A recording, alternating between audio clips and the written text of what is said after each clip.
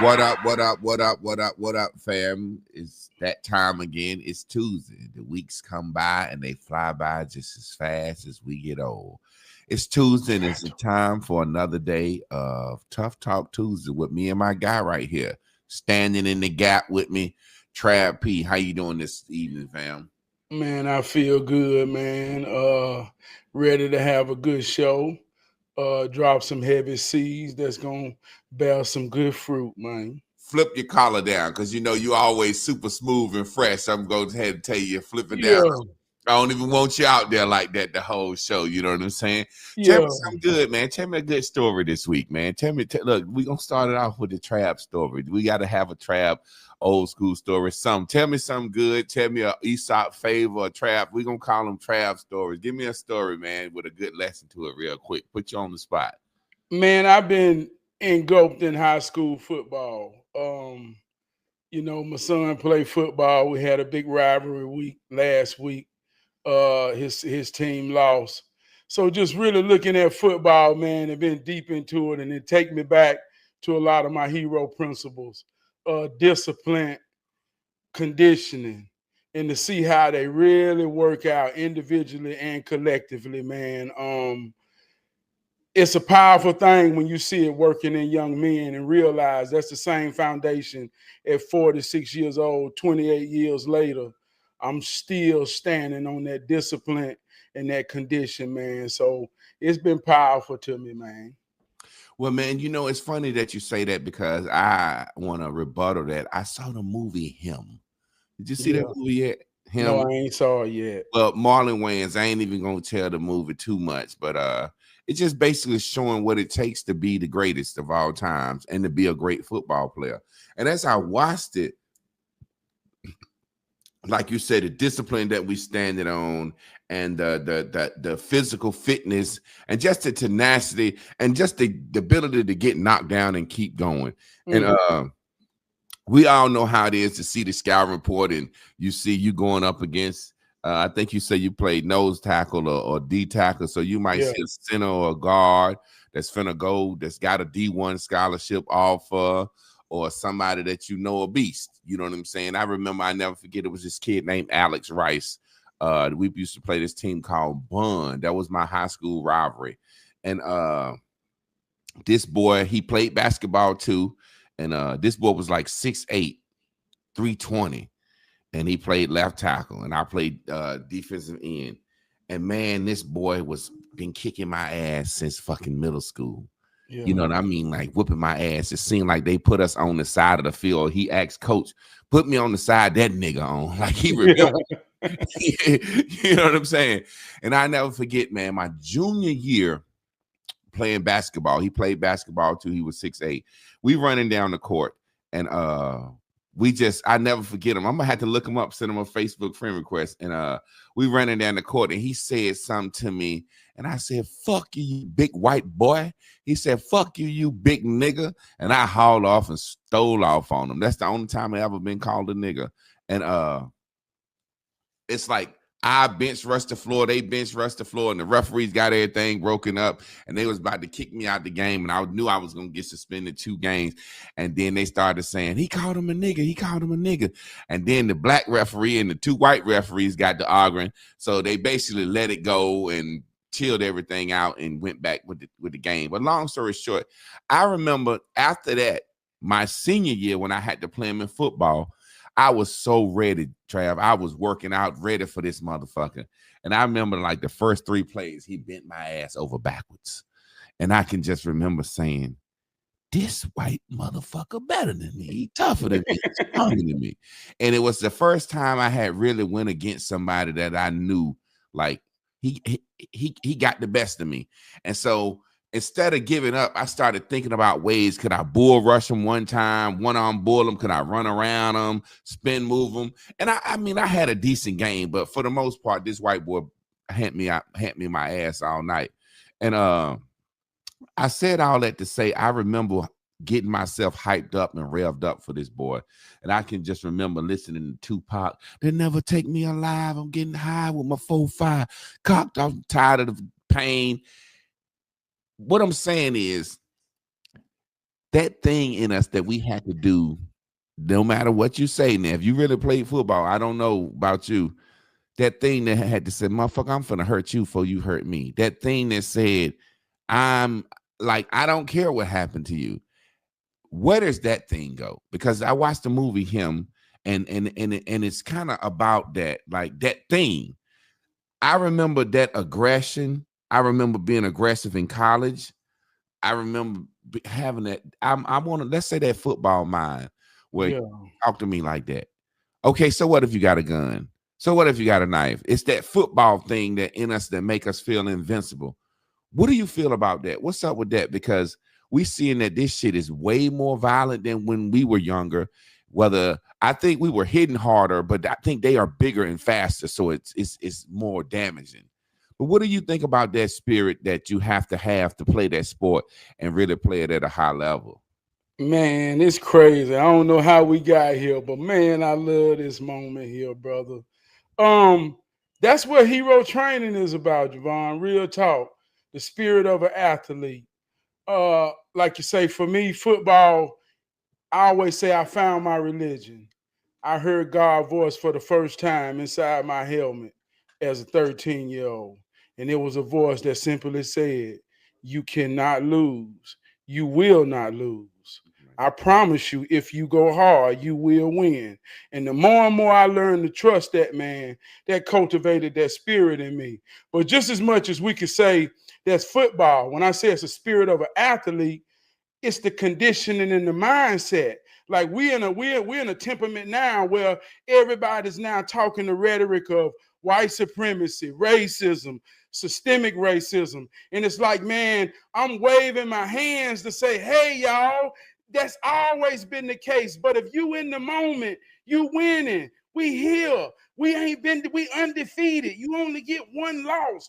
We ain't nobody took that loss yet. So that spirit says, against all odds, I ain't got no alternative to thinking to say I'm gonna win and I'm gonna give my all. But like you said, we meet obstacles where we meet challenges that, hey, look, like you said, that teach us some hell of a lessons. But that's a part of the conditioning too. That's why as men, 28 years later, I can take accountability. I can take people getting on my ass when I'm bullshitting. I can put my ego aside to know, man, I got to be better. I ain't got no other option than my family depending on me. Man, I got to give it all I got. So I'm saying that's where that come from, and that's what it gave me. And I think that just transcends to anything and everything in life. And I don't think there's no other alternative thinking than that. So you saying that you don't think that mean streak that you have to play football has shown up negatively in your life in anywhere? It's always been a thing that's like, to go get. It's been that thing that means. I'm talking about. Quick story. I'm talking about playing. We was playing this team, Wilson Badenfield, and they used to run a triple option. And I just remember coach telling us, "Stay disciplined, Javon. You got the quarterback." And I remember him telling our outside linebacker, "You got the pitch." And that's what he said. No matter whatever happened, Javon hit the quarterback, you hit the pitch, the corner, you come up. And I just remember one play hitting the quarterback and my cornerback hitting the pitch with the linebacker. And they used to have an ambulance at the field when I was playing. Like they used to have an ambulance there, like somebody was gonna get hurt. Like we used to we used to cheer when a motherfucker, like we wanted to hurt somebody, man. It's just being real. That's what I'm saying. And so I remember hitting the quarterback, and I got like one of the best hits I had in my life. And I remember it was like the movie Gladiator. When I hit him, I said, "Ah," and I stood over top of him yelling, "Ah." And when I finished yelling, I looked around. Everybody in the stadium had stood up, and it was quiet. And I looked around and I said to myself, "Oh shit, I didn't kill this boy," and I was happy. But then when I looked to the right, it was the running back I had knocked the quarterback down. I had thought I had killed him, but it was the running back laying on the ground shaking. They have pummeled his ass. And I remember being so happy of screaming in that moment, like jumping, and then the crowd started booing, man. It was like a moment of a split second of me being so happy to get this big hit, but it lasted longer, like and it got quiet. I'm still screaming while the crowd standing up, like like this boy hurt. Like when you see a hit as a parent and you say that boy hurt. You see what I'm saying? And everybody's emotion in the stadium changed from excitement to that boy hurt. And I was left, motherfucker. You know what I'm saying? Then it was like, woo, so that's what I'm talking about. Were you able, maybe you were like Reggie White, the guy that sacked you and say, hey, good job, man. Get up, come back next play. Like, I'm talking about, I know that shit made me hyper aggressive, hypersexual sometimes, chasing the girls. That's that mentality. That's what I'm asking you about. Or are you saying that grit grind is the thing that make you still go now? Man, it's deep, man. Like you say, for me, and I'm gonna be real, because we talking football, but this real life shit. I ain't talking make believe. Football was my outlet as a child. I knew I was good the first time my daddy came to the game and realized I was good, and the pride I saw on his face. I became addicted to that. And I felt like what we was going through in life, that could mask a lot of things in my family. Pride, love, honor. So I had a lot of pain, but it came out in aggression in a prideful type way.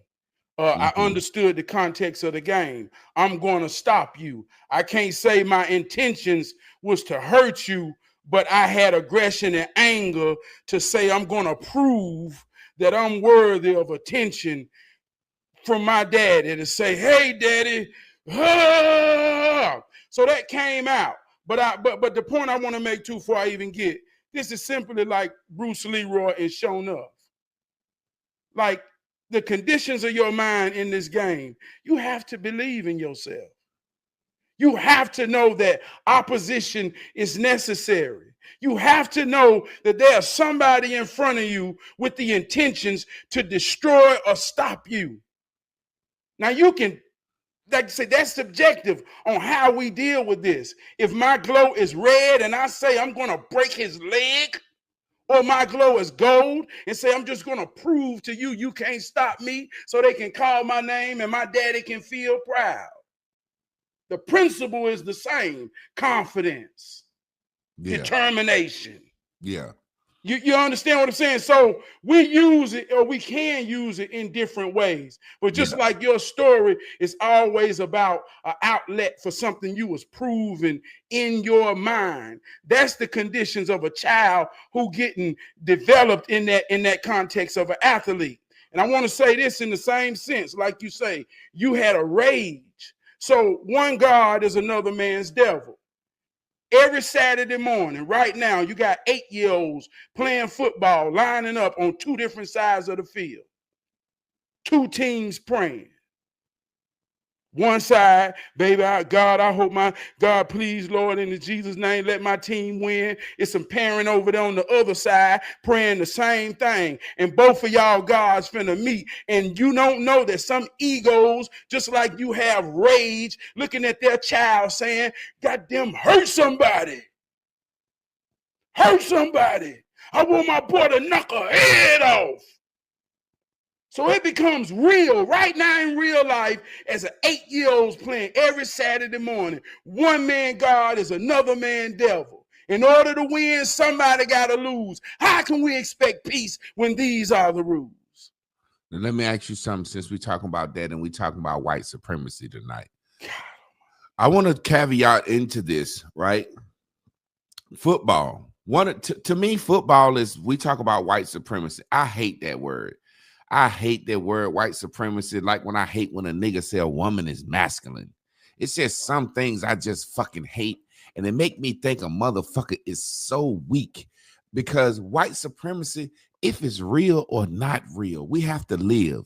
Now, football, this is a game of niggas bashing each other's head for white men. Literally, put us on the chopping block, measure our teeth, our hands, our arms. These motherfuckers measure our fucking fingers. And it's like, as black people, we talk white supremacy so much. But then we turn around and love the things that benefit white supremacy the most. Do you know the biggest money that they make off black people? Three things are sports, entertainment, and prison. Come on. Sports, entertainment, and prison are the three biggest so-called money makers that they make off niggas and white supremacy. And that's the shit we love the most. We love some sports, entertainment, and we love to talk that goddamn prison talk, what we did and what we did when we was in there.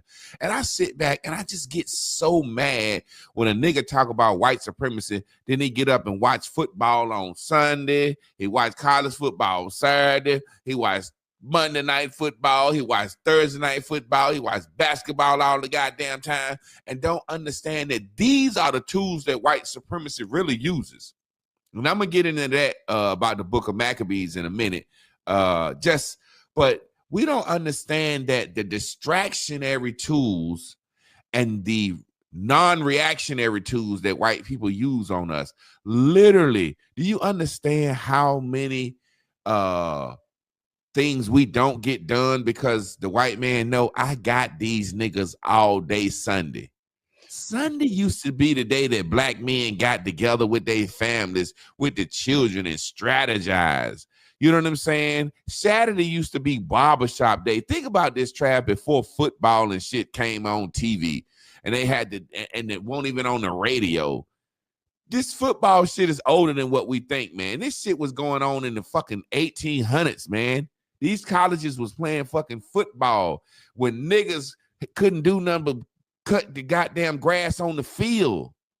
And we still talking about white supremacy. Man, let me say this real quick, because I don't want to get too deep in the rant, because I want to give it to you. Listen. A tool of white supremacy. I remember seeing this guy in the barbershop, big motherfucker. He came in and we laughed when he left out. That nigga, big ass FedEx man. A tool of white supremacy, man. Let's say, for real life, we don't want to add no numbers, but let's just say 1 in a trillion, a million motherfuckers go pro for football and basketball each year. Now we got all these 8-year-olds, their whole life putting into this craft, and 1 in fucking 1,000 is gonna get turned down and never play this shit again. And this is what we want our kids to strive at. We don't want them to thrive at coding, doctoring, lawyering, manufacturing, nothing. We almost look at boys as like, if you don't play a sport, what you doing? So look at the setup for that. Imagine, Trav, if you would have put 18 years from the time you started playing football. How old was you? 8, 9 years old, 6, 7? No, I didn't start playing to 7th grade. Now, say you put 5 years every day into that. Imagine you produce music now. Imagine if you'd have put the time playing a piano or a guitar into that you put into football. Yeah. You see what I'm saying? It's like the white man got this thing dangling in our face, and it's like he said, we got 32 teams on each league, and we got 15 players on each basketball team. So we got basically 450 spots for all young black men to fight and kill over and die and give sweat and tears over. And then football, we got 50 guys on the team, and we got 30. So we got 1,500 spots. So really, altogether, we got about 2,000 spots that the black race and young black men let white supremacy dangle over our head. And this is what we fight and strive for. And we want to talk about white supremacy, how they can literally decide what we tell our children their future or destiny should be. Think about this now. Think about this now.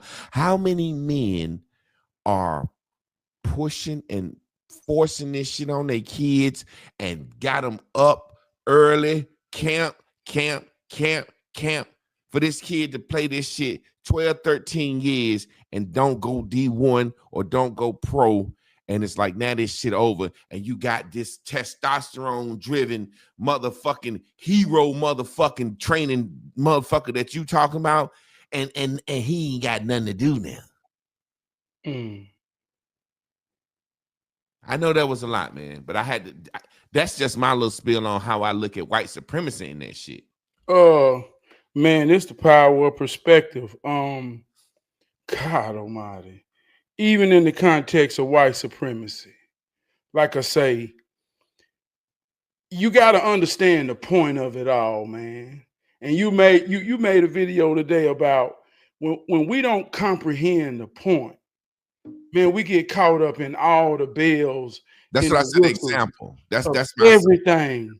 And we get distracted from understanding the point. But just like I said in the beginning, when it comes to the game of football, it's about discipline. It's about conditioning.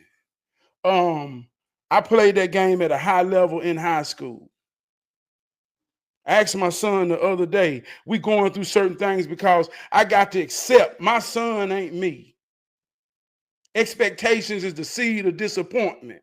I'm creating some havoc in my mind because I'm putting expectations on my son about something about me. So I got to stand in the mirror and check myself, like you say, on this football shit that's cultivated in me. But I asked my son the other day, I say, son, if you never play another day of football in your life, what would you have took from it? He say, never quit. Even when it seems like I can't go no more, don't quit. See, that's a condition in his mind. Yeah.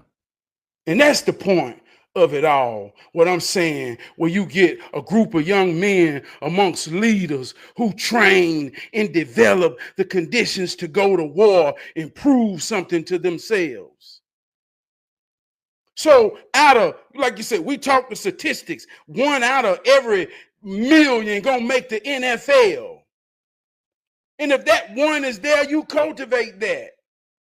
Everybody can have that dream. Like they say, shoot for the moon. If you fall short, you fall in the stars. It's kind of like we got to say things, but goddamn, some of this shit be real that we say. So at best, you're going to get accountability. You're going to get me. You're going to get a whole lot of things that I know. I ain't talking no shit to make you believe. I'm talking about real shit that I know 50 young men went through conditioning and training and discipline with me. And I can almost tell you that 85% of them are good husbands, good fathers, good workers, good men because it put something in them.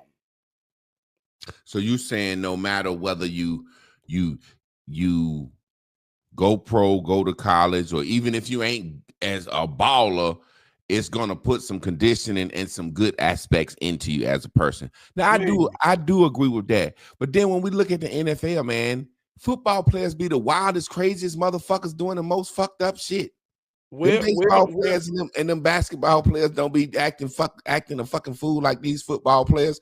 So all this discipline and shit we really say it give us, Trav, that we gotta really look at it. These niggas be doing fucked up shit in college, fucking up in the NFL, $1 million opportunities. Well, I'm gonna tell you like this right here, Javon. This real shit, man. Many are invited to try out. Very few make it. And even though some of them make it in our ideals of heroism, I'm talking about that Bruce Leroy glow. I'm talking about everybody stand when you hit the door. So that shit ain't defined by money because that's something you can't buy. Yeah. So everybody get invited. Yeah, I know athletes that had to pave the way that made the NFL, but when they hit the room, you understand, everything got a context. Like as a young man cultivated, I remember military men, they disciplined. They mind have been conditioned. So when I get around military men, they looking at me like, hey, bro, you military? I'm like, nah, I'm athlete. See, many avenues can bring you to a certain spectrum of understanding how it works. But I say, man, they say, man, they've been all over the world. And it took a military brother to me, a soldier that cultivated me to this day. Just because you tell me you in the military, that don't mean you a soldier. See, I know a soldier because I've been cultivated by soldiers. And everybody in the military ain't no soldier. Just like everybody been on the football team ain't no motherfucking hero. They don't know what it means to handle responsibility and be accountable when you don't. See, everybody played football ain't get that. Just like everybody went to the army ain't a soldier. So when you meet one who got it, man, that's some real shit. And it might not be in the way that you got it. It could be somebody who had to challenge themselves through difficult, being a mechanic. But when he's standing his motherfucking square and he know I'm enough, see, that's the principle. That's the point. That's the point. Joe Cook said, I've seen youngsters lose themselves after high school thinking that they're destined for pros, but they wouldn't even make a JUCO team. Now, this is the side I'm talking about it. This is what I say about white supremacy, Trav. Everything that you're saying, it's, to me, it sounds really good. And it's and I'm just being real. I just think at the end of the day, Black people can come up with another motherfucker mode of rites of passage and building manhood in our men than a goddamn white boy sport. I just feel like at the end of the day, when you pick up an animal out of a goddamn woods, you can get a tiger, a lion, you can get a fucking whale to chase a ball. That's the first thing. No, I'm serious, and I hate that shit. I'm sick of it, and I don't give a fuck what you saying about it. All this shit you saying, it make good sense. But we can get that same discipline in boxing, in a one-on-one sport. Fuck it, it ain't gotta be a sport. Now I want to go into the Book of Maccabees. The Book of Maccabees, that's parts of the Old Testament that were taken out.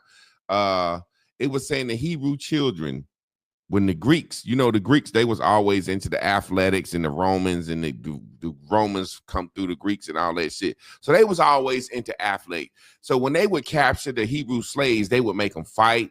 They would make them wrestle. They would put them through sporting events, and they would bet on it back in the day. And it predicted that this is why I say we the lost children of Israel. I don't go too deep into it because too many motherfuckers are stupid. You know what I'm saying? Then we got all these fucking Hebrew Israelite crazy radical motherfuckers out here that I don't even want to be grouped in with these niggas. But it predicts that we would be spectacles for the world for the remaining of time. And that's we right here at that. Like literally, they would breed them and grow them, and we're doing it for them now. We're taking our young Black men and we're breeding them for these sports, and we act like these are the only things. This shit. When you're 18 years of, well, I ain't gonna say 18 years. When your high school sports over, that shit is useless. Like right now, all of the sports that I played is fucking useless. Now, if I would have put more time in something else, another craft that was, at least I could play the goddamn saxophone in church for $100 every weekend. You see what I'm saying? Now, I'm not saying all that discipline, blah, blah, blah, blah, blah, blah, blah, but men had that shit before they let us play sports. I fucking hate it. And I think it's a tool of white supremacy. I fucking hate sports. I think it's a tool of white supremacy. Now, I'm not saying that what you saying ain't true, because two things can be true at the same time. Yes, and I think what you saying is true. Because my thing is, as Black men, we so quick to holler white supremacy, white supremacy, white supremacy, but we don't understand what this doing is. It's making us close off so many other careers and possible things that our children can get involved in, and everybody running to the goddamn football field. And now when Pop Warner, they said every kid got to get 10 plays, so it ain't even motherfucking making the cream of the crop no more. You see what I'm saying? Yeah. So I just think, I'm not saying in sports, I just think it's Black people we need to come up with other ways, like in Africa, like not being funny, but shit, they used to take their kids out in the jungle. What is something as a man that you think, since we talking about it, I hadn't even thought about it, a solution. What is something you think that we can cultivate, everything that you just said, that we can do in our young Black men that we do in football now, that's non-athletic, non-sports? if I had to put you on the spot, I never thought of it, Trav. That's what I'm saying right now. I'm like, well, damn, Javon, if you're saying sports it shouldn't be it, what would we do instead of sports? Because at some point, men were men, and men had discipline, and men had everything that it took to be men, probably on a higher level than we had now before we was able to chase a goddamn ball. I think everyday life, if a young boy is in order with his father, everyday life will give you everything that athletics give you. A father gives you everything that a coach gives you. Mm-hmm. A daddy give you everything that football, baseball, basketball, and all these things can give you. So I don't think that's deep, but I got to make the point about when I talk about the spirit of an athlete, man. I get what you're saying, and I think you're right. Fuck sports. I don't watch football, NFL. I ain't entertained by it because it's deeper than the game to me. And I know I said, well, man, it ain't that deep, but it is, because it's like I say, discipline, conditioning. I don't give a fuck what you do. I don't give a fuck if you don't never touch a ball in your life. I don't give a fuck what category you in. I promise you, it don't work. You don't become, you don't be, you don't do if you don't understand discipline. And discipline ain't about consequences. Discipline ain't about getting your ass whooped when you do something wrong. Discipline is about being on time every time in which you was trained to be. See, we don't understand discipline, or we do understand it only from a perspective of, I'm going to beat your ass because you fucked up. We don't understand discipline from a perspective of power to say that I done put the work in and I can confident and I can count on my action every goddamn time. So when you put that in somebody, man, and if you use baseball, basketball, football, cutting hair, laying brick, chopping wood, I don't give a fuck what it is, it puts you in a position to be, no, I am. I'm enough right now.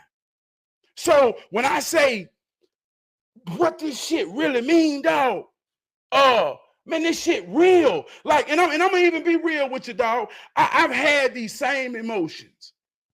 But I hear us talking about young niggas, YNs. I hear everything derogatory. But then I can drop my son off a part of something where there's 150 young black men. I'm talking about no white kids. Only one white student on the JV and the varsity, and he the kicker. I'm talking about 150 young black men that commit at 5 a.m. to discipline and conditioning. I don't give a fuck what it is. This is where they at. God damn, this is where they at. And I just hope that it's some men that's going to teach them some principle about man. And when we talk about white supremacy, I'm going to tell you some real life shit. I've been fortunate enough to work and have relationships with every kind of man you can think of, every nationality. And I got a conscience about me that I attract people like-minded. So I don't just be, it always be somebody that's special enough to understand a deeper level of thought. And they share a lot of things about their culture with me. And we create a safe space where they can be honest. And I'm going to just be honest with you. The Asian man, the African man, the white man, the Spanish man, all these men really be honest with me to let me know that they believe in general they are supreme over black people. They have really took in every stereotype that they have ever been told through propaganda, through media, through the American materialism, through the degradation that we put to the world about ourselves and each other. They have really believed this shit to think and know that they are supreme over us. So they goddamn meet me when I say we all we got, we all we need. Goddamn, I'm a representative of a black man in a black family. And I'm going to destroy, because the truth is always in the moment, regardless of what they thought. They got to go home and tell their spouse, I met a black man I ain't never met. Oh, goddamn. And I let him know in my mind, I'm supreme. Trav, I'm supreme. And I'm saying this to say this. Let me say this, man. I'm saying this to say this. See, this is what that spirit of athlete give me. See, I work side by side with a white man, same age. Told me he smoked crack when he was in his 20s. But he a supervisor. He respected. He get the benefit of the doubt. I know as a black man, I can't come back from that. But if I want that to be even with that, just to say, I wish I could smoke crack and never get judged. Nah, I knew that and understand that. So I ain't never took that step. It made me supreme. I watched him get his ass kicked by life. And I'm looking at him, empathizing with him. Say, man, you got all the advantages. Why you ain't using them, white boy? And I'm talking to him like a brother. Like a brother. Watch this son's daughter, watch the son, baby mama, OD on fentanyl. Son won't work. Caught up in the drug game. Try a piece and a prayer for me, man. So real life happening. And if you playing a game to think anybody's supreme, or you mad at somebody thinking they supreme than you, then what you gonna be? What you gonna do? It's to be or not to be, to do or can't. Yeah, you black. So that's what that spirit give me. And it give me when we talk about empathy. When I look into a man's eyes who got the mind, body, and strength to fight his fight, the fuck you want me to tell you? And see, Trav, that's the thing that I'm talking about. You're the type of man that sports do that shit for, and you're the type of man that says, hey, what you want me to tell you? Shit, white supremacy is real. So lay down. But the point I'm making is, say, for example, you look at sports. I want to keep talking about white supremacy because you look at sports, right? And black men think we supreme in sports, right? We think we bigger, faster, and strong, and we think we can beat the white man physically and everything, don't we? Yeah. But then we turn around when we behind, we say, well, we ain't mean as he is, and we won't fight back like he will. You see what I'm saying? Yeah. It's a fucking excuse. It's such a cop-out to sit back in 1 minute and say, we black, we faster, we stronger, we but why y'all behind? Because he mean and we nice. We got the heart of gold. We nice. We won't attack like he will. And it's like, you sit back and you look at these. When I look at sports and I look at these athletes, what I see is niggas being used to lead us astray. I watched the documentary. You know, they say the average NFL football player is broke 2 years after he got damn retired, and the average basketball player is broke 5 years after he retired. So if these motherfuckers broke when they retired, and they ain't building no infrastructure in the black community, right? Now this is where I put these motherfuckers on the table like anybody else. If they broke when they retire and they ain't building no infrastructure in the black community, and then they got their fucking nails painted, and then they walk around fucking twisting, and they using these motherfuckers to promote homosexuality. They got the fucking NFL talking about wearing the goddamn gay bands like as if it's breast cancer ribbons. So these motherfuckers are really useless other than us cheering. Yay! Our fucking entertainers are useless other than us fucking dancing. These motherfuckers are the biggest tools of white supremacy. Athletes, entertainers. I mean, I'm just sitting back watching this shit. Man. And what we get out of it, we get fucking, what's the word I'm looking for? Feel good moments. Yay! Jalen Hurts just won the Super Bowl. Yay, it feels good. It feels good, but these niggas ain't really doing nothing like niggas used to do back in the day. And what I'm saying, I ain't telling an athlete you got to spend your money on this or do that and do that. I'm saying don't be walking around with the fucking Cam Newton nails and outfits and your fucking pants showing and talking this crazy shit. They not back in the day, You remember Abdul-Jabbar and all them boys stood for something. And it's like now it's like what good is it? I just don't understand how black people, we call out white supremacy, but we don't call out the biggest things that have the biggest financial control and the biggest mental hold on us, which is fucking them goddamn balls. Chasing them goddamn balls got us in a trance looking at it. It's got us when our sons are born looking at our sons like in a trance, like, oh, I got me one. Let me put them on the field. Let me do this. It's got us thinking so one way. But don't get me wrong. I do understand. Let's keep a lot of little niggas out of the streets. But that's because we didn't use goddamn the football team to replace the motherfucking father. Come on, JJ and Michael ain't played football. I'm joking, but you get the point. Come on, hey, look, man. Hey, look.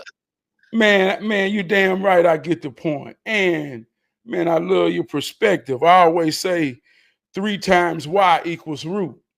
Why JJ play football? Why he got to play for that? Well, why you understand what I'm saying, man? And I'm gonna say this: like I coached when my son was 10, I coached, and this is why it's deeper than this.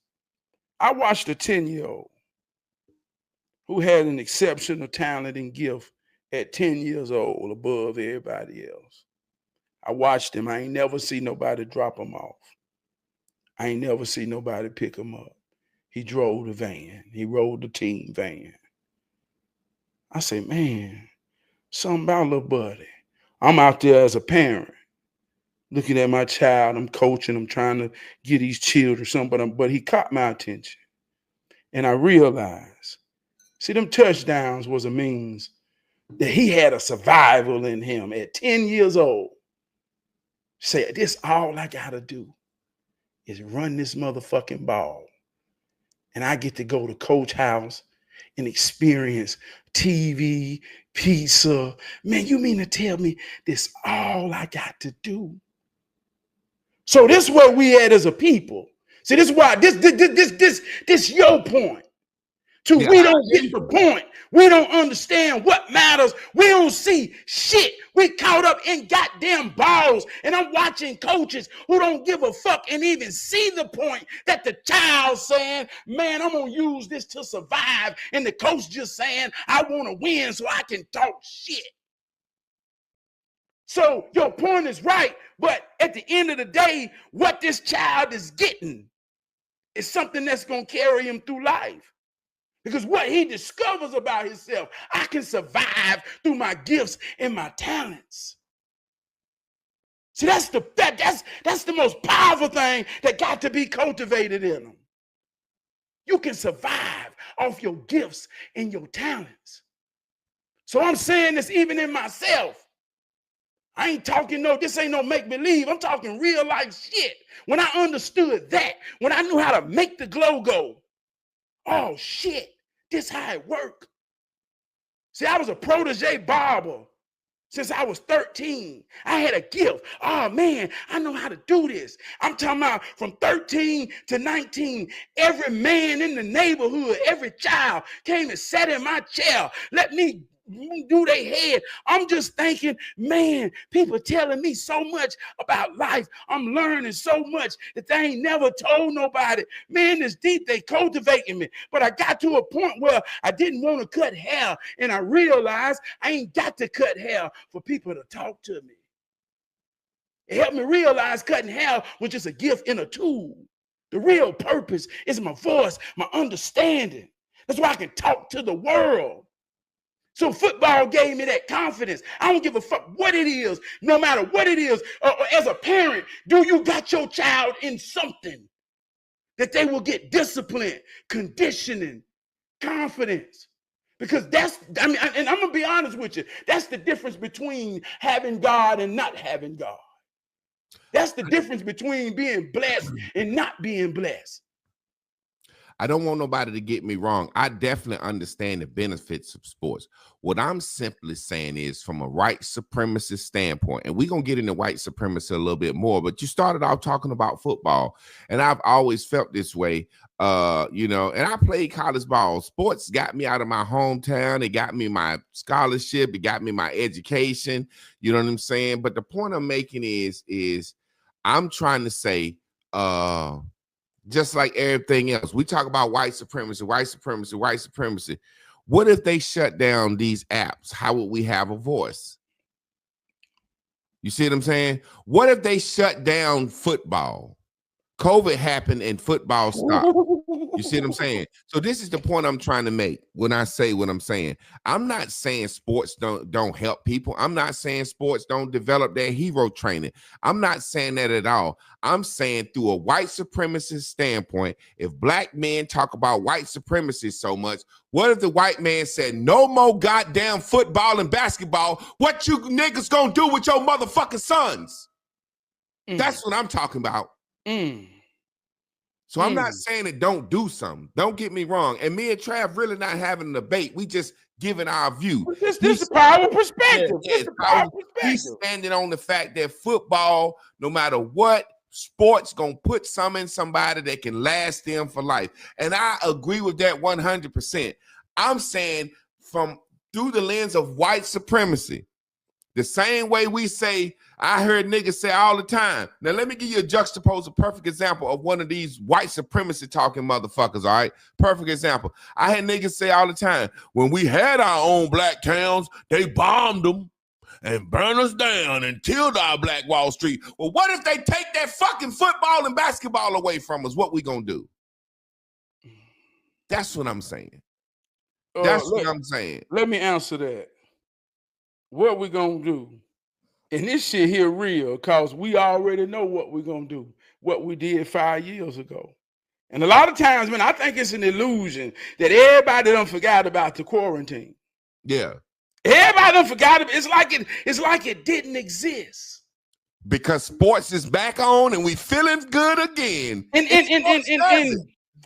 I don't know if this is gonna be a segue, but this is real because it's the reason we talking politics now.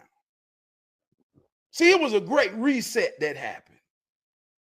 And I know you've been on Facebook 13 plus years. I've been on Facebook 13 plus years. I told you, I say, Javon, man, I remember back in the day, you dropped some prolific shit about what's wrong with my monkey. I'm talking about some prolific understanding about this system and how it works. But 13 years ago, we talked about being woke. It's a whole different woke. Everything always different coming out of the Great Reset. But we don't understand the Great Reset. See, we forgot about that shit. We forgot that our children missed 2 years out of school. We forgot that wasn't nobody doing hell. We forgot that wasn't nobody doing nail. We don't forgot a whole lot of things to not understand where the hell we at. See, when we was woke, we talked about religion. We talked about white supremacy from the mind. We talked about if you really thought white supremacy was real, you had to get that white Jesus out your mind. That's when we really was talking white supremacy from the mind. So now they done killed all of that momentum. They done killed all of that religious thought, momentum, conscious thought, really understanding the true essence and power of it. See, the Great Reset killed that shit. And when they killed it, the ball was about to fall off the table. And the ping pong paddle of politics picked the nigga mind and the world mind back up. And now we think we're something in politics. And Trav, you know, I said this as a prophet. I said Donald Trump will be the only reason black people begin to try to understand politics. Come on. Notice how we so reactionary as a people. Soon as we get Donald Trump, and this is what I say about white supremacy. Let's not call it white supremacy. I'm gonna start calling it nigga dumbistry. Because it ain't even about niggas though, Javon. This how it work on the whole fucking world getting worked by. Yeah, but Trav, you know I don't give a fuck about them. And God. it don't work the same way on them that it work on us. The repercussions ain't the same. You know what I'm saying? For a white boy, the way this country is worked, a white boy, the least is the trap for him. It ain't really no goddamn trap for him. But the least he can do is fuck up his goddamn trust fund or just be an old regular ass working old white boy. You see what I'm saying? For us, the trap is they trying to trap our ass in a different way. Now, what I'm saying is, yeah, put the trap out there. What you say? If they drop some guns off in your neighborhood, you're gonna get you some. But you ain't finna go shoot your neighbor with the motherfucker. So what I'm saying, the trap is real. The trap is real. They benefit. There's money to be made off us fucking up. But what I'm saying is, I think it's less white supremacy and more an absence of black structure. Look at what we're talking about right now. We're literally talking about sports is our daddy. That's what we're really saying right now. I mean, everything I've heard you say tonight is sports plays the role of the black father. That's what I've heard you say all night. Well, let me say it different. Let me say it different then. And I want to be understood. Sports was an outlet for me to practice and test everything my daddy told me to see if that shit really worked. Yes, for you. Yeah. But remember, I asked you, and it's not even a bad thing. Because if we need these role models because we have an absence of them. But when I asked you, I said, what would you said the daddy. You said the daddy is the thing that would teach us what sports would do. Coaching and daddying is the same thing pretty much. So what I'm saying is we have a race who is at a point where I see young black men all the time. I'll never forget being at the football field with my sons, and it was boys out there, and I just was like, Lord have mercy, these kids don't need to be out here. These kids is on the sideline with goddamn Jolly Ranchers in their pants, eating them, looking at the crowd. Mama, look. You know what I'm saying? I seen kids crying, not wanting to make contact. And it's like you pushing every little kid out there because you think this is the thing. And then it become a fad. It was this team called the Durham Eagles that every pretty single mother want to put her son on it so he can get a Durham Eagles. The coaches out there fucking everything moving. You know what I'm saying? I ain't gonna say it was a shit show because sports was being played. You know what I'm saying? But it was a culture of women pulling up at the field, single mothers pulling up at the field, middle-class women, nice cars, nice sundresses, getting fucked by the coaches, trying to get their son on the field because we all know the little middle-class boys don't be the ballers. The little middle-class boys from the single mothers whose mama, it be them little ghetto pole motherfuckers that ball. You know what I'm saying? They balling for a reason. That's my point. They really out there for a reason. You is as real as your reason. That's real life shit. But you said something that was so key earlier, and I think is worthy of glossing back over. That's why I say I don't disagree with sports. I'm just talking about the white supreme control it has over us and what we all put into this pot that this white man gave us that he can decide to say tomorrow, hey, fuck sports. We done with it. You know what I'm saying? You said this little boy running this ball. Now, I can remember, that's the truth. I can remember when I first started playing football, you had the black men of the town that had businesses would sponsor the team. You know how this shit go. Trabs, junkyard services, you know what I'm saying, might sponsor a team, and y'all got 2-3 black businesses sponsoring a team, and those were the teams, you know, and you had white business sponsoring the team in my hometown. So when you got on a team, that was my first time getting to spend the night over kids' house who had a father. Saw how it was for a mother and a father and a family to interact. And like you said, my mama won't order no goddamn Chinese food and no goddamn pizza and shit like that. So you know what I'm saying? being good, want to win, because if you win, my boy CJ Daddy said, we win, I'm gonna cook out. You know what I'm saying? And it won't nothing but some burgers, hot dogs, chips, and sodas. But it was just like, man, we having fun. We over his house. You know what I'm saying? Shit, like they used to bring the little goddamn Hawaiian fruit punch out there with the little orange slices and shit and bananas. Even down to shit like that, like orange slices. My like, damn, ain't nobody never sliced no oranges up like this in my house. This shit cook kind of cool. You know what I'm saying? Yeah. So it's like I definitely understand what you're saying. It does. I definitely get it. I'm just saying that as a black community of black men, we literally push our kids toward that, and we rely on this outlet to be the end all be all of existence of what we think is great success is, and also what we think can mold and cultivate our young men's minds. You know what I'm saying? And I just think that's just giving that game too much power. I think it's giving that game.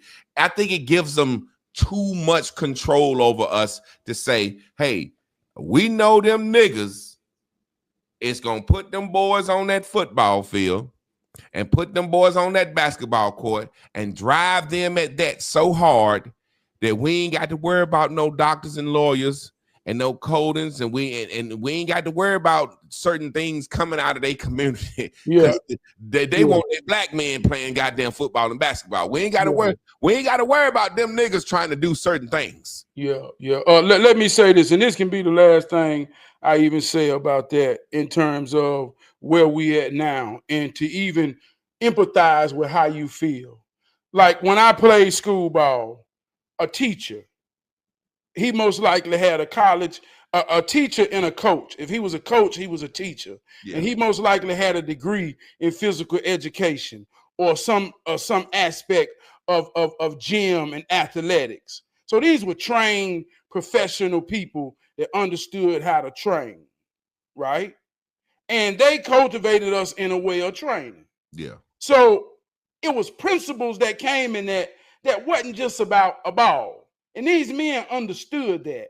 But in today's culture, see, you have football, and then you have men who are in leadership positions that ain't even never went through the training. So you got, and this ain't no shot, or this ain't no shites. You got hood niggas or dope dealers who say they want to give back. They love football. They done watched it all their life. Man, they want to give back to the children, and they become the leaders of something that they don't understand the principles. So it becomes win, lose. It becomes relationship. It becomes everything other than the foundation. But that's a reflection of every fucking thing. That's a reflection of everything. We done lost the essence of what's real about every fucking thing.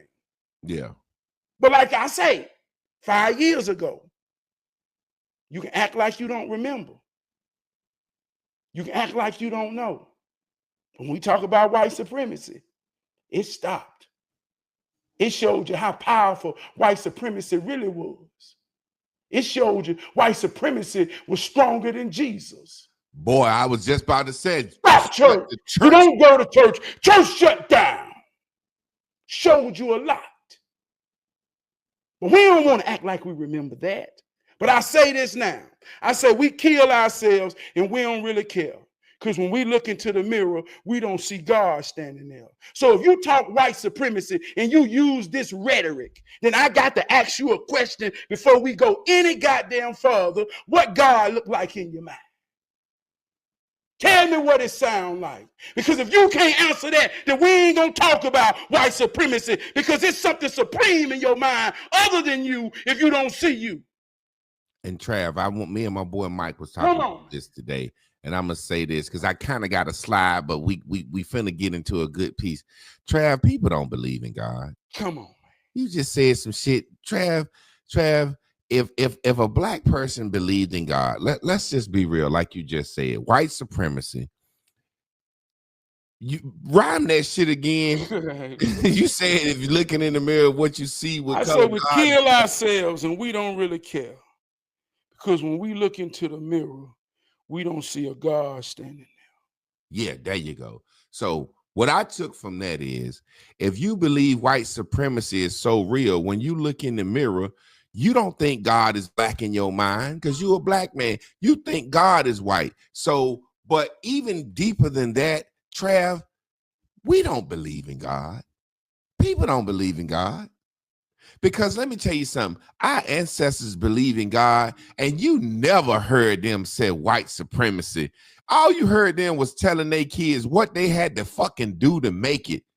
And look at all we overcame doing the worst. We talk about white supremacy now. White supremacy is like a ghost that you can't really find. Back in the day, white supremacy used to be on your ass right here. You can't eat here, can't drink here. We'll hang your ass. You can't go to this hotel, motherfucker. We looking for you. That's what white supremacy. Now white supremacy is a ghost. You got to hunt out and look for, and you can't even fucking prove it. You can't even prove white supremacy now. So what I'm saying is, we don't believe in God, Trav. Any nigga that said white supremacy is real is really saying that the God that supposedly delivered Moses from Egypt ain't stronger than the goddamn white man. Hey, look, if you really want to see it, all you got to do is close your eyes. That's the supreme. And if you open them and see what you saw when you had them closed, you telling on yourself when you talk about white supremacy. Mm-hmm. You're telling on yourself. And even though I understand we in a systematic, we in the white man world. But see, we've been told certain things to each other. You got to work twice as harder. If that's how it works and that's our position, then do it. Then do it. Then do it. See, let me tell you something about even in the idea of white supremacy. You got white privilege. All that means is benefit of the doubt. Meaning if me and a white man in the room, he get the benefit of the doubt without proving himself. I don't have that. I got to show thyself that I prove. And when I put that goddamn discipline down in which I've been raised and trained, that's what make me better. That's what make me supreme. Trav, you know that's what make me understand and know what I see is a light. See, I told you in the beginning, it's about Shonuff and it's about Bruce Leroy. We can get into who's good. We can get into who's wrong. We can get into who's stronger. We can get into who's weak. We can get into who's the master, who's not the master. But what we won't get into is how did these two brothers find a goddamn glow to do whatever they wanted to do with it? That's what we don't even understand about the story. Find your glow. That's when you become a hero. When you get a glow, I say this, it's a powerful thing to be mine. I'm talking about my woman. I'm talking about my children. I'm talking about my goddamn car. That's mine. It's a powerful thing. My discipline, my commitment, my conditioning will show in everything about me. That's the point. Fuck the ball. Fuck the politics. Fuck the religion. Do you get the point? Can you find your glow? Can your children, can your woman, if you're a woman, can your man look at you and depend on you and know there's a value in calling you theirs and theirs yours? It's a powerful thing to be on my team. Yeah, man, I just feel like when we talk about white supremacy, we saying our glow don't work. Yeah, fuck white supremacy. Hey, that's all I'm hearing, man. My glow don't work. Supremacy. You know what I'm saying? It's like my glow don't work. That's all I'm hearing. My glow don't work. I don't give a fuck if it's Shonuff glow or the Bruce Leroy glow. I ain't got no motherfucking glow. It don't work. It don't work. As I sit back and I watch us, man, and watch what our ancestors came through. And we so quick to say white supremacy, white supremacy, white supremacy. And then come on, man, Trav, listen, this is what I'm saying. This is why I hate the word amongst black people. Trav, we are the biggest fucking consumers on the face of this earth of goods and services provided by white supremacy.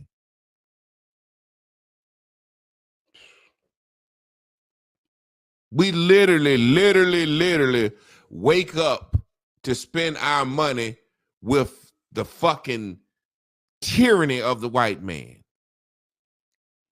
Anytime it's a new thing is on sale, it's because they're cracking and killed and robbed and stealed, and we the first motherfuckers that want it. all these PS5s and these video games and shit. That shit come from robbing and raping countries of precious metals. These phones and shit. This gold and diamonds we want to have. These fabrics. These goddamn Louis Vuittons and these Gucci's and shit. Sitting around talking about whites. That's like me sitting around talking about the sharks. And I'm a member of the goddamn Dolphins gang, and he a member of the Sharks, and I'm talking about them Sharks ain't shit. Let's go spin with them. Man, let me say this too, man. I want to reel this in context because sometimes this hero shit gets so real, and I don't want it to be in a way to say, if you ain't the mighty roaring in the jungle, you ain't shit. Because, and I'm gonna be real with you, like they say, I can't hide where I got to put the most attention in my life. I'm a muscle bound in my mind. My spirit and my soul raw. But I'm a big brother. My discipline ain't really what it need to be in terms of my appetite. I can't hide it. Growing up in life, I was sharp with cracking jokes, but everybody thought they was gonna get me with a fat joke. I can't hide my weakness. Everybody got one. You to be or not to be, to do or can't. Everybody real in this shit. I played my position. I was just good at my position. It was 10 other people playing a position that I just built trust that they can depend on me. But I couldn't do everything. So it ain't about saying I'm all everything. I'm saying in your spirit, in your mind. I don't give a damn if you the sweeper. Man, you got to be the greatest sweeper in the world. That's what you got to see when you close your eyes. You got to see the flow being as clean as it ever been before. That's what you got to see when you close your eyes. We all come up through cartoons when the light bulb come on top of your head. That's what that is. That's God. That's your halo. That's your glow. That's when you close your eyes and you see everything what it's supposed to be. And you woke up and you open your eyes and you be or not. So it ain't about this. It's levels to everything. But I don't care if you're weak. What can you lift? Lift that motherfucker with all you got and carry it where it got to go and know you added value. That's one more they didn't have to live. So I just want to put that in context that this ain't about, man. I know it's, but Pete, this. God damn, y'all, we got to get out. This is something I want to say to you, Trav, and I'm always on myself, you know, about physical fitness and working out and just, you know, wanting to play basketball and do what I used to do, you know, and then sometimes you realize you're older. But you just said something about your weight, right? And lack of discipline or ain't where you want to be. Now, sometimes I tell myself, let's just be real. That's a white supremacist mindset. Because in every other nation on this earth, man, to be able to be blessed and eat what you want is a goddamn blessing. And to be a fat motherfucker is a blessing. You go to anywhere on this earth, the motherfuckers that's fat is living good. So even in America, just the whole idea, you can be fat, you ain't gotta have diabetes. You know what I'm saying? There's fat motherfuckers in the NFL that's fit. The point I'm making is down to even that. And I'm thinking when we talk about white supremacy, I've been saying this for years. We white. Who the fuck we think we acting like? Who we mimicking? Who are we aspiring to be? We white. We compare ourselves by their height weight chart, knowing good goddamn well blacks got, the scientists said blacks got bigger bone density and bone structure than them, and we got more muscle mass. But we compare, I was looking at that shit the other day, you know what I'm saying? I gained a little weight, you know, because, you know, when the seasons change, it's that comfort food. It get dark. Remember we was talking about the seasons and when it get dark, what we supposed to be doing? We supposed to be eating, hibernating. We supposed to be resting. You see what I'm saying? So I gained a little weight, and I was saying to myself, I said, damn, I'm 6'5", I'm 280 now. And then I looked at the weight chart. I said, God damn, that shit sound morbidly obese. Yeah. And then I said, goddamn, it's saying that I'm fucking damn near 70 pounds overweight. Then I say, so this shit want me to be 6'6", 210? Yeah. Imagine being 210, man. People would think I had AIDS. Black people would think I had AIDS. Yeah. I want to say this on that, and that's real, dog. And it's all about accountability. That what you just said made me feel good. And I can say, Yeah, man, eat, man. Sometimes Let me say this. Let me say this. I'm being honest about my weakness. Everybody got one. That's part of being sincere. This is why I say, ain't nobody above the bullshit. I can't be ashamed of mine. You see it. I can't hide it, right? But I'm saying this to say, I got conditions. I take medicine. In general, what you're saying is real. But when you take the coloring book and you put your experiences in your life to it, yeah, that's when shit get real.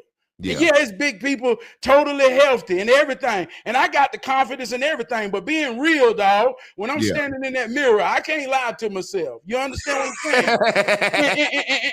and I say this being real. This some real life shit. When I was at my heaviest, I was at my highest in life. Money, no kids, just married, doing everything.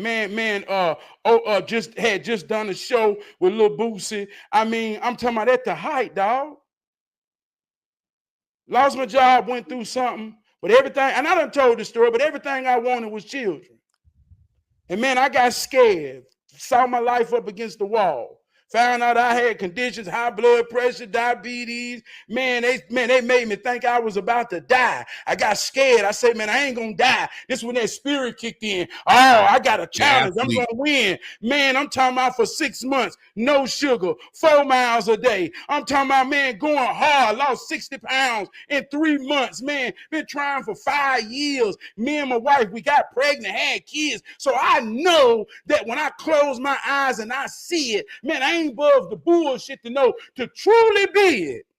I got to conquer this. Yeah. And I'm just real enough to say, I'm in a fight. God damn it, but I ain't lost. Okay, God damn it, I'm in a fight. I don't want no pity. I want inspiration. I want you to say, Trav, you're bullshitting. Hey, look, whatever it takes. But I know on the real side, dog. Hey, look, like I say, man, I want to see my grandkids. I want to see the key turn and the key turn. So, hey, man, I'm just being real about that. I hope you real enough to be real about it. I ain't talking about you, but anybody hearing me.